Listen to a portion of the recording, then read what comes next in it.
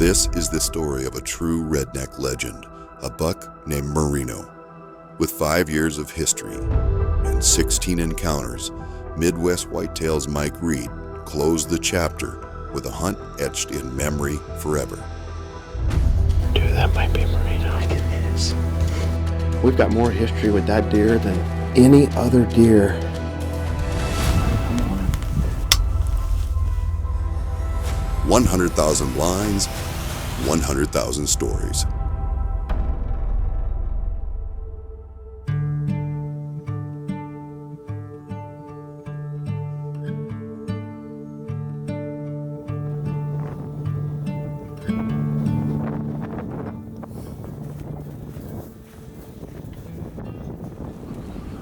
Well, it's about 2:30 on Wednesday, January 5th, and Ryan and I are back down at the River Bottom Farm on my piece.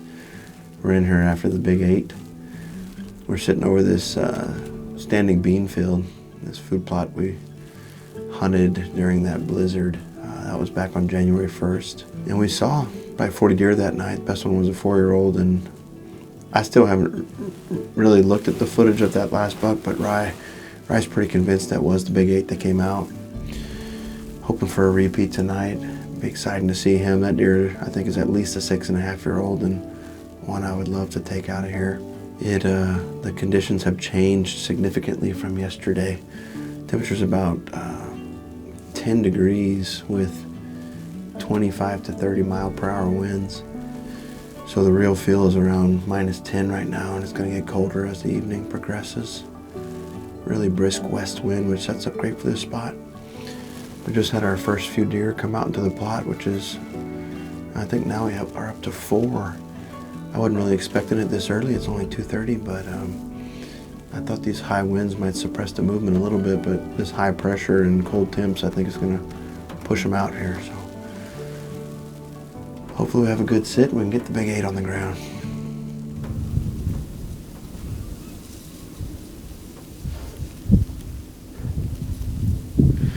Dude, there's like 9 deer in this frame right now, all the ones. I know, they're all on a pile.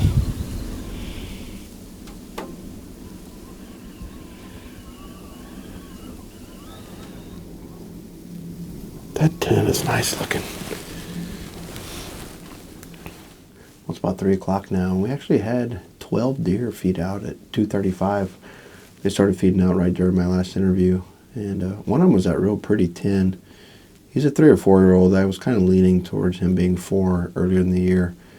And then the other one was JT. That was the best 2 bucks. A bunch of young bucks and a couple does. And they fed for about 30 minutes. Then something got them worked up and they just went back in the timber. But I can see them in there. They're not too far in. So it's nice to see that early movement. Hopefully it continues and we get one of the shooters out here.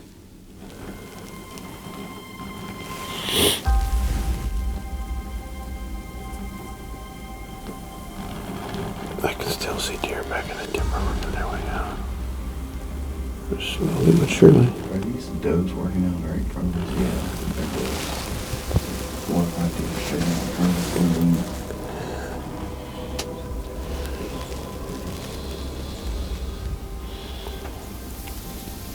That sunlight is just awesome.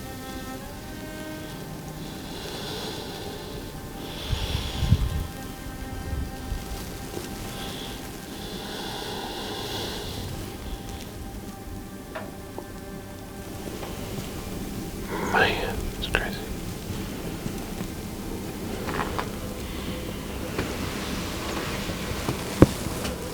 Impressive, man. Dang, I just love big frames. It's a lot of fun.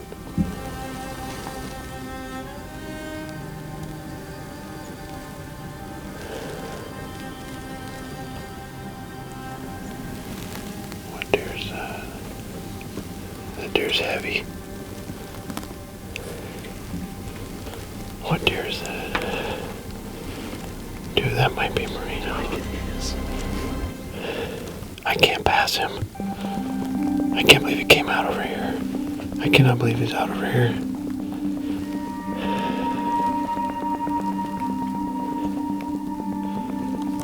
I can't pass that deer. Never in a million years did I think he'd come out down here. God.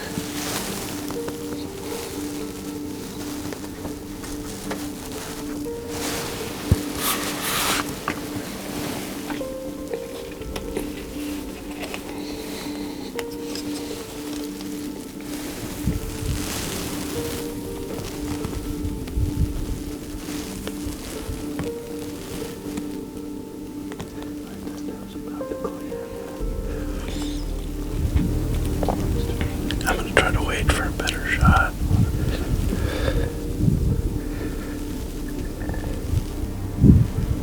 That's a nice broadside shot. I think I'm gonna shoot him right there, okay? Alright, I'm on him.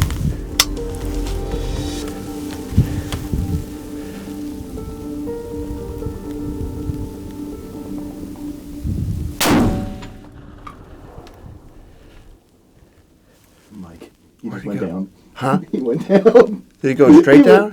He took like 2 steps and went down. I saw a big pile of snow flash up. I'm pretty sure I just put Marino down. We're sitting down here on my farm, south of Jared and I's, hunting this big 8. And we're just having a heck of a hunt. I mean, the deer are just pouring out. And I've never had Marino down here, not once, ever. You know, he's been coming out so consistently to the north on Jared and I's farm. We're looking out at the field, and I'm like, every deer's coming out. We saw that deer DK, and we've been filming him for an hour. All of a sudden, I just see this real heavy buck. I was like, man, that's a mature buck. Looks like a shooter. And you never know what's going to move in here. Oh, God, I'm shaking bad. The reality is setting in of what just happened. But I said to Raz, like, man, is that Marino? And he's like, I think it is him. And we've got more history with that deer than any other deer I've ever known or hunted. I mean, it's, I don't feel bittersweet about many deer, but I sort of feel bittersweet about this. We're gonna look back at the footage and then go take a walk over there and take a look at him. He came on this side of the flat screen. I see him right there. He's dead right there. There's blood right here.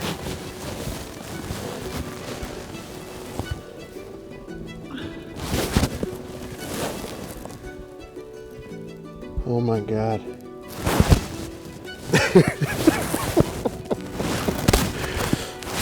It's crazy, man. He's right there.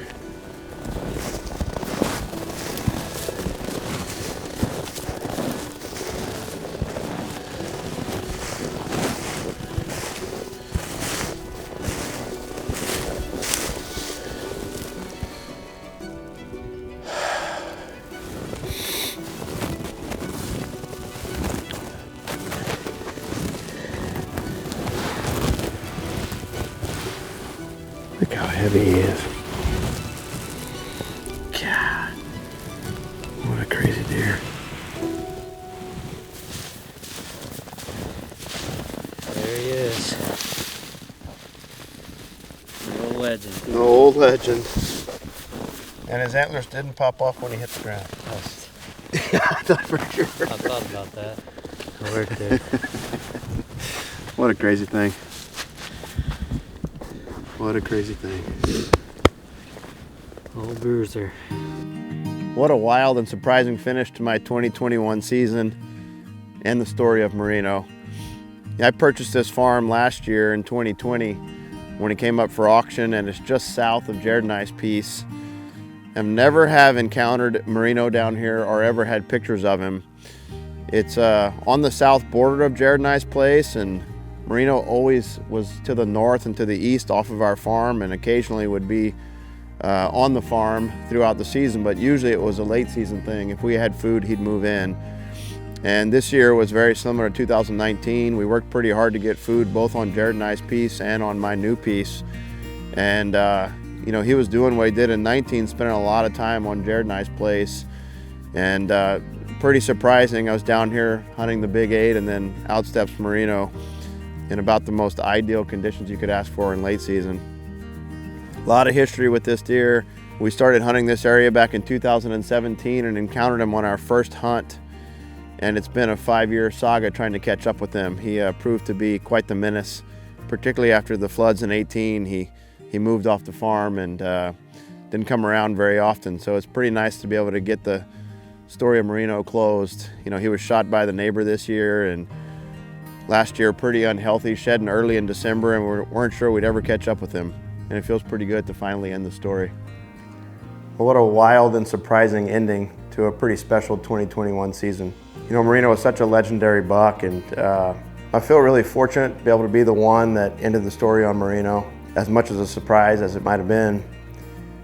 These animals never cease to amaze me. I think it's just mind-blowing that he was able to survive all those years, and we were able to build 5 years of history with him despite all the pressure.